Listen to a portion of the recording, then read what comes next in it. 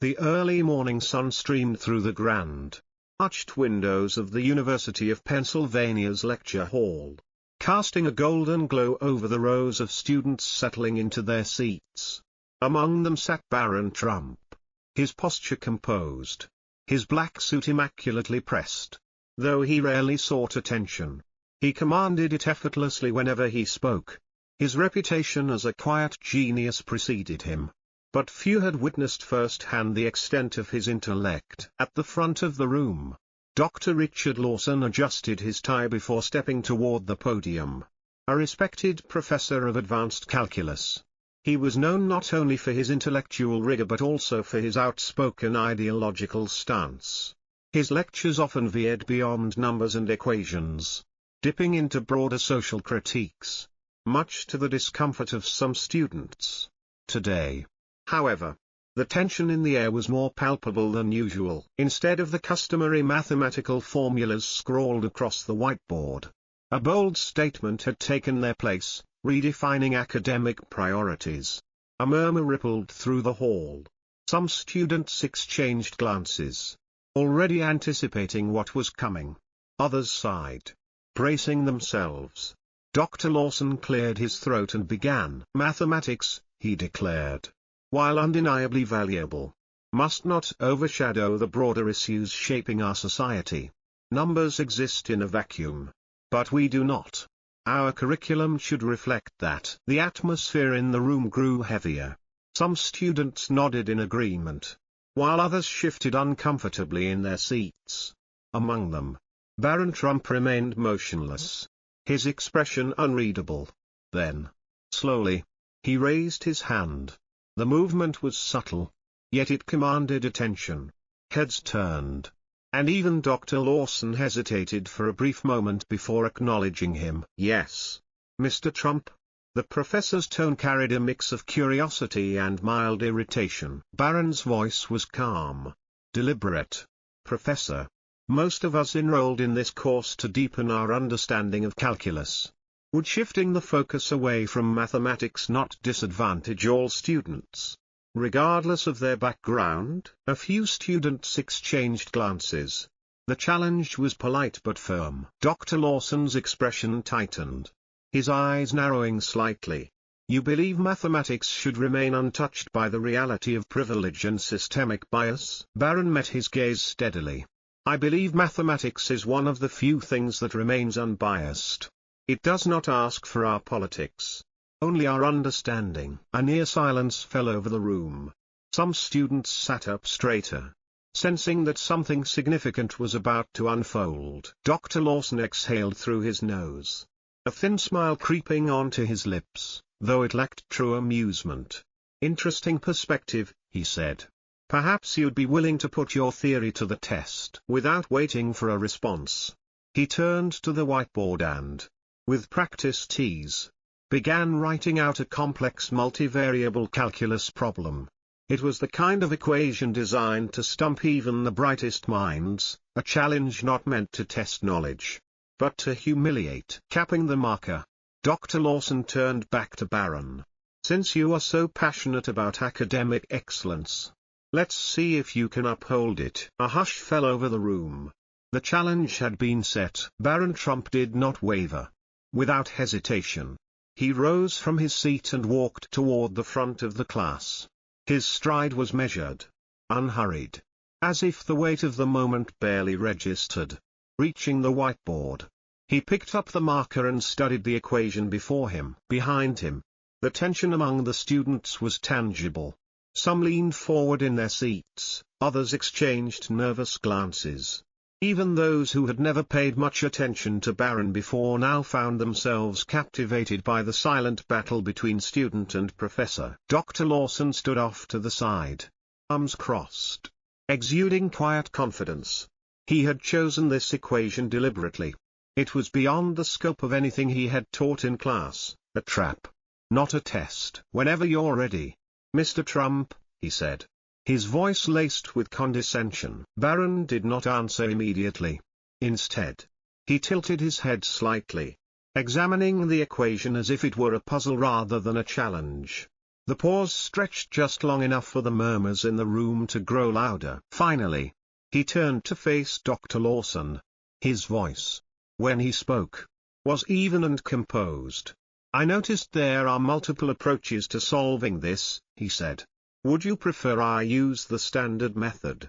Or would you be interested in a more efficient solution I learned while studying Euler's original papers?" The room went completely still. Dr. Lawson's smirk faltered. "You've read Euler's original work?" Barron replied simply. "The translations often miss the elegance of his methodology." A whisper rippled through the students. Emily Carter, a quiet but observant student sitting near the middle of the hall, leaned toward Jacob Lee, a scholarship student who had been watching intently. "Did he just say he's read Euler's original papers?" she whispered. Jacob nodded slowly, eyes still fixed on Barron. In German. Dr. Lawson's expression darkened. "Well then," he said, forcing a smile, "let's see if your knowledge extends beyond theory." Barron turned back to the board. Marker poised. The class collectively held its breath as he began to write. The first few steps were straightforward, logical. But as Barron progressed, his approach diverged from the expected path. Instead of brute force calculations, his method was fluid, almost artistic. He bypassed unnecessary complexity with elegant shortcuts, transforming what had seemed like an insurmountable equation into something shockingly simple. The silence in the room deepened. Even students who had struggled with calculus before could follow his reasoning, could see the clarity in his approach. Dr. Lawson, however, was no longer watching with the same smug confidence. His brow furrowed slightly as he traced the steps Barron had taken. Barron paused briefly, turning back toward his professor. "This is the traditional approach," he said, gesturing toward the nearly completed solution. "But there's a more elegant way using Lagrange's insights. Would you like to see that as well?" A new tension entered the room. This was no longer a student proving his knowledge. This was a student offering his professor a lesson. Dr. Lawson clenched his jaw. "Continue," he said. His voice clipped. Barron nodded and resumed writing. The new method unfolded even faster than the first, bypassing unnecessary steps, cutting straight to the heart of the equation. When he finished, he stepped back and capped the marker. Two solutions, both correct, both complete, stood before the class. For a long moment, no one spoke. Then, from the middle of the hall, Emily Carter raised her hand. Her voice was quiet but steady. Could you explain that last step again?" she asked. "It actually helps with the chapter we covered last week." Barron turned to her with a slight smile. "Of course," he said. "I'd be happy to." Dr. Lawson's jaw tightened. This was not the outcome he had anticipated. This was not supposed to be a learning moment, it was supposed to be a lesson in humiliation. And yet, the students were no longer looking at him. They were looking at Barron. And for the first time since he had started teaching, Dr. Lawson realized he had lost control of his own classroom. The stunned silence in the lecture hall lingered, heavy with the weight of what had just transpired. Dr. Richard Lawson, once an authoritative figure whose presence commanded the room, now stood frozen in place, his once imposing demeanor unraveling under the scrutiny of his own students. His gaze flickered to the whiteboard where Barron Trump's two perfectly executed solutions remained untouched, one traditional, the other refined and elegant beyond expectation. They were more than just mathematical proofs, they were a statement.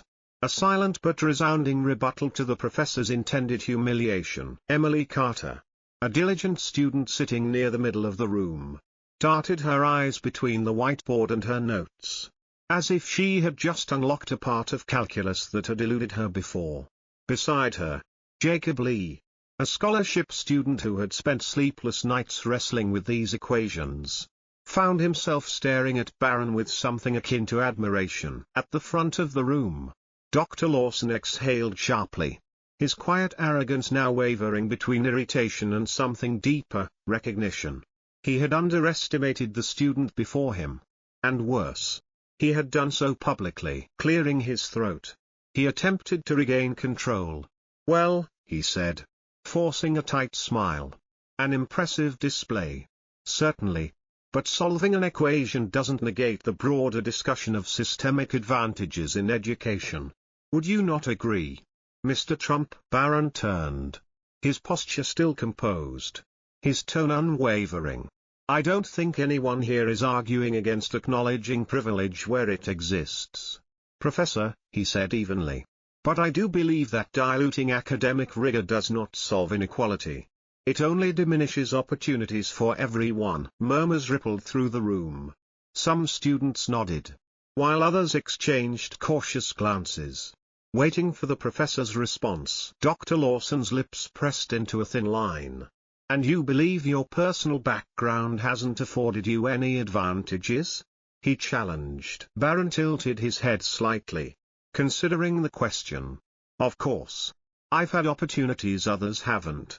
I'd be a fool to deny that. But the solution isn't to lower the bar, it's to ensure that everyone has the tools to reach it. A pause followed. And then a quiet but firm voice from the middle of the hall broke the tension. That actually makes sense. All eyes turned toward Jacob Lee, who rarely spoke in class. His voice was steady, though quieter than Barron's. I mean, I've had to work twice as hard as some of my classmates just to keep up. But I didn't come here expecting things to be easier. I came here because I wanted to prove I could do it. More murmurs of agreement followed. Dr. Lawson's expression darkened, sensing the conversation slipping further from his control. Before he could respond, the door to the lecture hall swung open. The room turned as Dean Thomas Whitaker entered, his presence immediately commanding attention. A tall man with a reputation for pragmatism and political caution. He was a necessary figure in an institution where ideological battles were waged as fiercely as intellectual ones. Dr. Lawson, the dean said, his voice measured. We need you for an emergency faculty meeting regarding the upcoming curriculum changes. Dr. Lawson exhaled slowly, relief flickering in his eyes. Of course, he said, seizing the exit strategy. He turned toward the door but hesitated, glancing back at Barron. It seems we'll have to continue this discussion another time. Before he could take another step, Barron spoke again. Professor, he said, his voice calm but unwavering. You challenged me to solve this problem in front of everyone.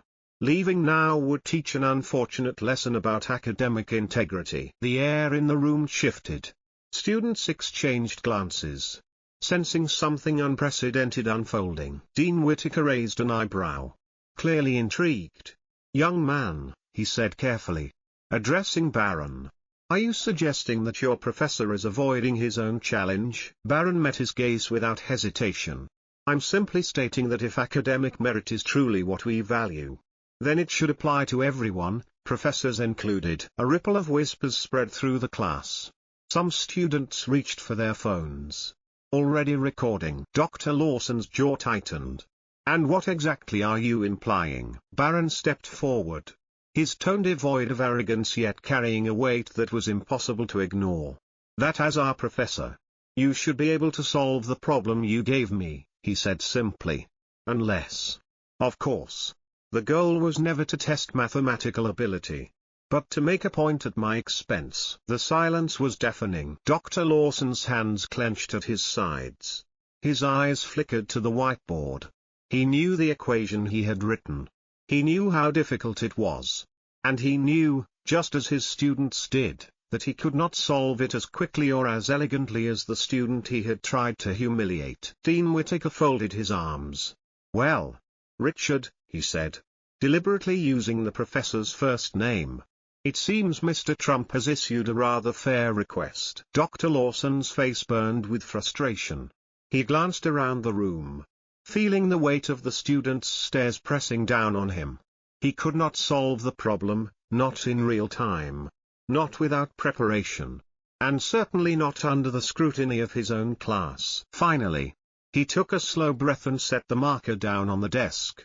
This is ridiculous, he muttered. This entire display is nothing but an attempt to undermine my authority. Barron didn't move. No, Professor, he said, his voice steady. This is about the principle you've been lecturing us on, that knowledge, not status or background, should determine success." A murmur of agreement spread through the students. A few even clapped quietly, as if unsure whether it was appropriate but unable to resist showing support. Dean Whittaker let out a slow exhale. "Richard," he said carefully, "perhaps it's time we reconsider how we approach these discussions in the classroom." Dr. Lawson's eyes flickered toward him, frustration flashing in his gaze. "You're siding with him?" The dean's expression remained neutral. "I'm siding with academic integrity," he said simply. For the first time since the lecture had begun, Dr. Lawson had no response. Barron, sensing that pushing further would only inflame the situation, took a step back and gestured toward the whiteboard. "At the end of the day, Professor, this isn't about politics. It's about education. And I'd rather spend our class time discussing the beauty of mathematics instead of personal ideologies." The professor said nothing. He simply turned, jaw tight, and walked toward the exit. As the door closed behind him, the students remained silent for a long moment. Then, one by one, they began to clap. Not out of defiance, not out of disrespect, but because, for the first time in a long time, they had just witnessed a lesson that truly mattered. With the effortless precision of someone who wasn't just skilled in mathematics but possessed a rare ability to make even the most complex concepts accessible, Barron methodically broke down the equation. Step by step, he explained, pausing to ensure that everyone could follow, answering questions with clarity and patience. Emily Carter, who had always found math daunting, suddenly found herself nodding along, her pen racing across the page as she took notes with newfound enthusiasm. Jacob Lee, a scholarship student who had spent years feeling like he had to prove himself, felt something shift within him, a spark of confidence that had long eluded him. By the time Barron reached the final solution, the entire room had transformed. Students who had once been disengaged were now leaning in, debating methods, challenging each other with their own insights.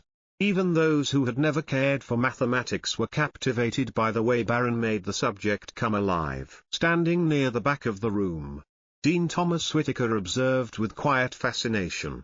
He had spent decades in academia, navigating its politics, its egos, and its traditions. But what he saw unfolding in front of him wasn't just a display of intelligence. It was something far rarer, a shift in the very foundation of authority within the classroom. When Barron finally stepped back from the whiteboard, a ripple of applause broke out. This time, it wasn't the hesitant, uncertain kind from before. It was genuine, earnest. Then, as if on cue, the doors to the lecture hall swung open once more. Dr. Richard Lawson had returned. The applause died instantly, and a tense hush fell over the room. Every pair of eyes turned toward the professor. He stood stiffly in the doorway, his jaw tight, his gaze sweeping across the students before landing on Barron. For a fleeting moment, it seemed as though he might lash out. But then, he did something unexpected. He stepped inside. His posture was rigid, but there was no outright hostility. "Dean Whittaker," Lawson said stiffly. A word. The dean, who had been watching him carefully, gave a measured nod and stepped aside. The two moved toward the corner of the room, their voices low and hushed. Meanwhile, students exchanged whispered speculation. "What do you think he's going to do?" Emily murmured to Jacob. "No idea," Jacob replied, his eyes locked on the professor. "But whatever it is, he looks like he's barely holding it together." Barron, however, remained at the front, his hands resting calmly on the podium. He neither moved nor reacted, just waited. Finally, after a tense minute, Dean Whittaker stepped forward. He cleared his throat, and the murmurs in the room ceased immediately. "Dr. Lawson and I have spoken," he announced, his tone unreadable, "and I believe it would be beneficial for this class to resume its intended purpose." He let the words hang in the air before adding, "That is, of course, if Mr. Trump would be willing to assist his peers in continuing today's lesson. A collective breath was held. Then, Barron nodded. "I'd be happy to." A few students exchanged surprised glances. Even those who had been indifferent at the start now recognized that something significant had just taken place. Dr. Lawson, still standing rigidly to the side, exhaled sharply through his nose. His pride was clearly wounded, but he had enough sense to recognize when he was fighting a losing battle. His gaze flickered toward Barron, unreadable. "Very well," he said finally. "Continue." And so, the lecture hall became what it was meant to be, a place of knowledge, of learning, of genuine intellectual pursuit. But even as Barron resumed his lesson and students eagerly engaged, one truth lingered in everyone's mind: something fundamental had changed. A battle had been fought that day, not just over a mathematical equation, but over integrity itself. And Barron Trump had won. By the time the class ended, an energy still crackled in the air, the kind that came from minds being truly engaged.